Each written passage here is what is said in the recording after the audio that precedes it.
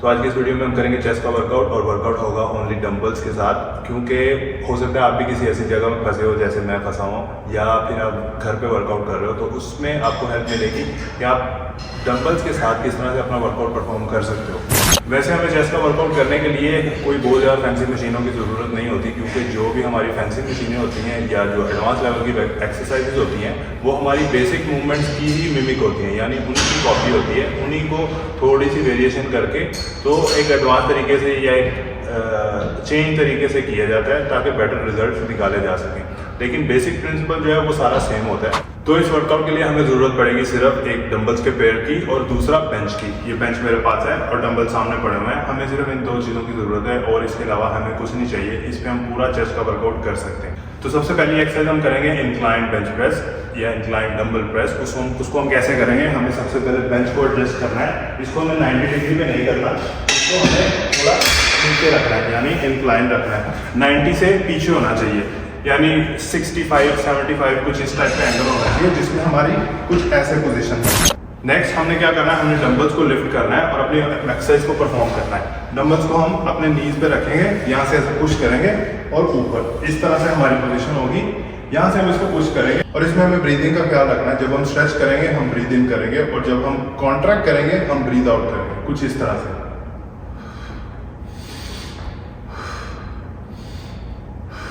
इस सेक्शन में याद रखने वाली बात यह है कि हमारा 5 पॉइंट कॉन्टैक्ट होना चाहिए। हमारे दोनों पाँव, ग्लूट्स, बैक और हमारा हेड, ये जो है ये थ्रू आउट द मूवमेंट हमारी कॉन्टैक्ट में रहनी चाहिए। ना हम लेग्स को लिफ्ट करेंगे, ना हम हेड को या बैक को लिफ्ट करेंगे। सेकेंड चीज, हमें इसमें डंबल्स की तरफ भी देखना, हमें अपना ऊपर छत की तरफ देखना है। थर्ड और मेन बात जो है वो ये है कि जब हम एक्सरसाइज को परफॉर्म करेंगे हम एल्बोज को बाहर नहीं करेंगे, एल्बोज को हम अंदर रखेंगे और ये एक्सरसाइज इस तरह से परफॉर्म होगी, डंबल हमारी चेस्ट के ऊपर आएंगे। तो इस एक्सरसाइज के हमें करने हैं 3 सेट्स और हमें इसमें करने हैं 12 रेपिटेशन, 10 से 12 रेपिटेशन। अगर आप बिगिनर हो 10 से 12 रेपिटेशन करो और 3 सेट्स करो, बहुत ज़्यादा सेट्स करने की कोशिश नहीं करो, क्योंकि हमने भी आगे और भी एक्सरसाइज करनी है। तो नेक्स्ट जो एक्सरसाइज हम करेंगे वो है फ्लैट बेंच प्रेस। उसमें हम क्या करेंगे, हम इस बेंच को फ्लैट पोजिशन में लेके आएंगे। सेम हम अपने डंबल यूज करेंगे और इस एक्सरसाइज को हम परफॉर्म करेंगे 3 सेट्स और इसको भी हम 10 से 12 रेपिटेशन तक करेंगे। तो डंबल्स को लिफ्ट करना है, नीज पे रखना है, ऊपर लाए और पीछे लेट जाना है। बैक को रिट्रैक्ट करना है और हल्का सा आर्क रहे, यहाँ से हमारी मूवमेंट स्टार्ट होगी और कुछ इस तरह से।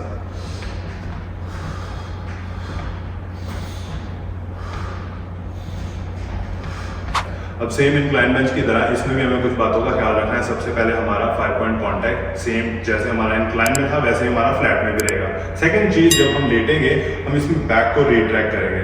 थर्ड चीज, हम बैक में हल्का सा आर्क भी रखेंगे, यानी अपने शोल्डर्स को रिट्रैक्ट करेंगे और बैक में हल्का सा आर्क रहना चाहिए। बैक इस तरह से होनी चाहिए, थोड़ी सी आर्क होनी चाहिए। नेक्स्ट चीज, हमें इसमें अपना एल्बोज को फ्लेयर नहीं करना, जैसे हमने इंक्लाइन में बताया सेम प्रोसीजर अप्लाई होगा इसमें फ्लैट बेंच में भी। हम इसमें एल्बोज को बाहर नहीं रखेंगे, एल्बोज को अंदर रखेंगे और चेस्ट अप होगी, क्योंकि शोल्डर्स हमारे ऑलरेडी रिट्रैक्ट है, चेस्ट ऑटोमेटिकली अप आ जाएगी। इससे क्या होगा कि जब हम इसको प्रेस करेंगे, स्क्वीज करेंगे, तो सारा प्रेशर हमारे चेस्ट पे आएगा, ना कि हमारे डेल्ट्स पे। अगर हम एल्बोज फ्लेयर करते हैं तो वो ज्यादा डेल्ट्स पे आता है, तो ये हम शोल्डर की नहीं बल्कि अपनी चेस्ट की एक्सरसाइज कर रहे हैं। तो इसके हम 3 सेट्स करेंगे 10 से 12। अब है हमारी थर्ड एक्सरसाइज। अब 2 एक्सरसाइज हमने वो कर ली जिसमें हमारी पुश मूवमेंट्स है, यानी हमारी प्रेस मूवमेंट है। इसमें अब थर्ड एक्सरसाइज जो हम करेंगे वो फ्लाई मूवमेंट करेंगे। उसकी वजह ये है कि हम ऑलरेडी 2 पुश मूवमेंट यानी 6 सेट्स हम ऑलरेडी कर चुके हैं, 3 इंक्लाइन बेंच प्रेस के, 3 फ्लैट बेंच प्रेस के। और अब अगर हम फिर से पुश मूवमेंट करेंगे तो उसके लिए हमारा ट्राइसेप ऑलरेडी थक चुका होगा। तो हमें क्या करना है, हमें ऐसी मूवमेंट चूज करनी है जिसमें ट्राइसेप की इन्वॉल्वमेंट कम हो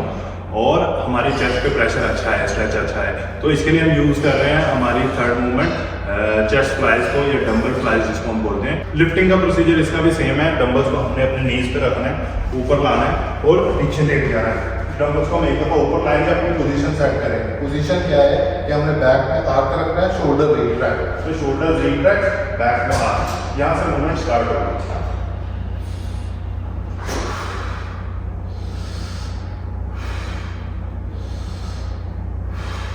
पोजीशनिंग के अलावा इसमें ध्यान रखने वाली बात क्या है कि जब हम इसको ओपन करेंगे, हमारे आर्म जब खोलेंगे यानी चेस्ट को हम स्ट्रेच करेंगे, हमारी एल्बोज हल्की सी बेंड रहेंगी, एल्बोज फुल स्ट्रेट ऐसे नहीं जाएंगी, एल्बोज हल्की सी बेंड रहेंगी। हम अपनी चेस्ट को स्ट्रेच करेंगे फुली, और जब हम ऊपर आएंगे हम ये इमेजिन करेंगे कि हम कोशिश कर रहे हैं कि अपनी एल्बोज को साथ जोड़ रहे हैं। ऐसा जुड़ेगा तो नहीं, ऐसे एल्बोज साथ तो नहीं जुड़ेगी, लेकिन हम ऐसे इमेजिन करेंगे कि हम अपनी एल्बोज को साथ जोड़ने की कोशिश कर रहे हैं, ना कि अपने हाथों को हाथ में टकराने की कोशिश कर रहे हैं। बहुत सारे लोग क्या करते हैं, वो ऊपर आके डंबल्स को टच करते हैं। डंबल टच हो या ना हो वो एक सेपरेट मसला है। हमारे समझने की बात ये है कि हमारा फोकस ये होना चाहिए कि हम कोशिश कर रहे हैं एल्बोज को स्क्वीज करें ताकि हमारी चेस्ट में एक्टिवेशन हो।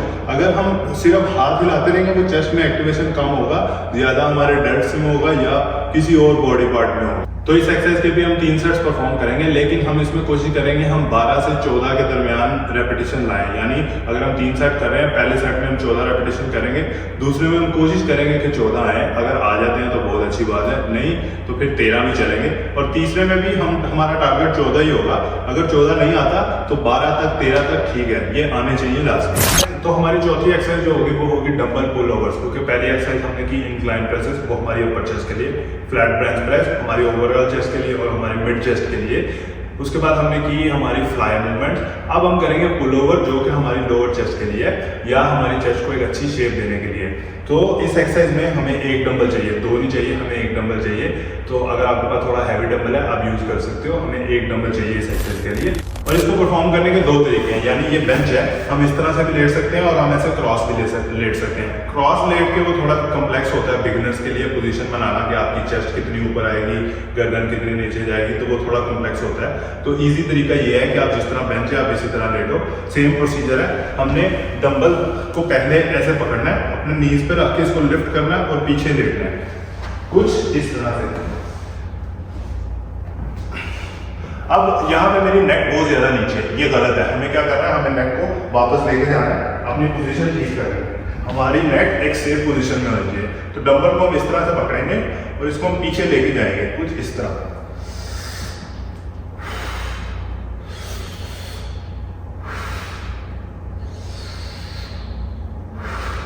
अब इसमें लोग सबसे बड़ी मिस्टेक क्या करते हैं कि वो जब पीछे जाते हैं लोड बहुत ज्यादा सेलेक्ट करते हैं, जिसकी वजह से उनका जो स्ट्रेच है ना वो पीछे होता है, लेकिन वो ज्यादा लैट्स पे आ जाता है, यानी उनकी बैक पे आ जाता है। तो वो क्या, उनसे अपना जो मसल है वो पकड़ा नहीं जाता। तो इसलिए उतना वेट यूज करो जो आपके कंट्रोल में हो।